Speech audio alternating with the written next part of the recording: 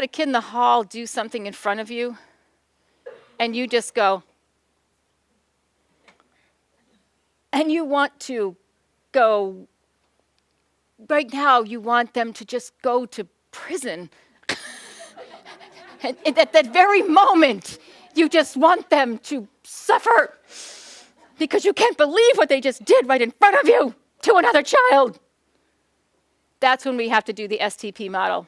Stop, think, process before you respond. And if it means you have to walk past it and say nothing at that moment, then for God's sakes, do that. It's easier for us to go back than it is for us to undo. Thanks for watching, and I hope you found this video helpful. If you did, make sure to like and subscribe so you never miss another video. I speak and consult on school behavior, and I love to help districts solve some of these problems.